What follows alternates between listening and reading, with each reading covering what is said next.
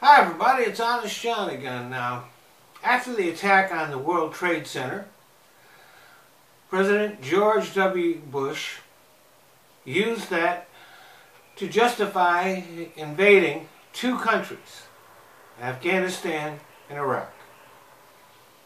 Osama bin Laden, the leader of Al-Qaeda, was in Afghanistan. And since the government there, the Taliban, refused to hand him over to us, it seemed like the right thing to do. But when bin Laden escaped us and hid out in Pakistan, we didn't invade that country. Instead, we found out where he was hiding and used special forces to conduct a raid that killed Osama bin Laden.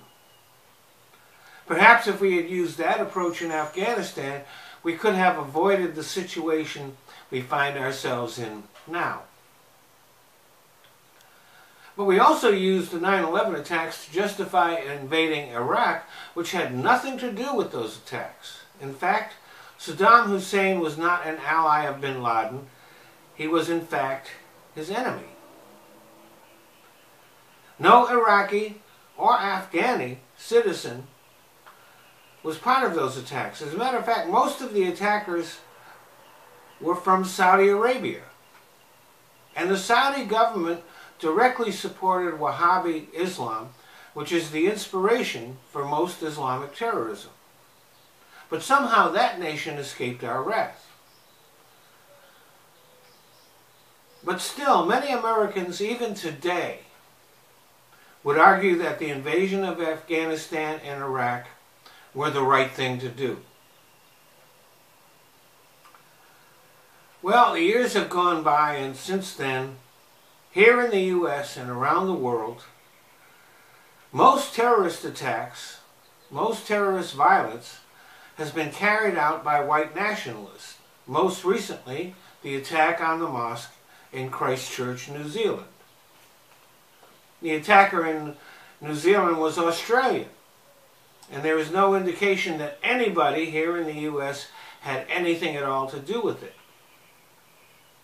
But isn't the U.S. the primary ground where white nationalism arises? Aren't we the primary exporter of that philosophy? And when questioned about it, our president said that he didn't see white nationalism as the growing threat that it actually is. So very much like the leader of Afghanistan at the time, our president has made clear that he has no intention to do anything to combat this very real threat. In fact, Donald Trump is in many ways the leader of the white nationalist movement. So if 9/11 was a justification for our invasion of Iraq and Afghanistan, don't the countries that have experienced white national attacks have the same right to invade the USA? Now, this is just a thought experiment. There is no danger that we face an imminent invasion by New Zealand or any other country. But one could argue that they have as much right to target Donald Trump as we had to go after Osama bin Laden. Thanks for listening. Well, I want to thank you all for watching my videos. But there are certain changes that Google has made to YouTube, which, since I'm a smaller channel, means that I can't monetize my videos. So I found places where I can. So instead of watching my videos here on YouTube, I'd appreciate it if you go either to Patreon or to Top Buzz. They let me monetize videos, and I don't even have to put commercials on them. So,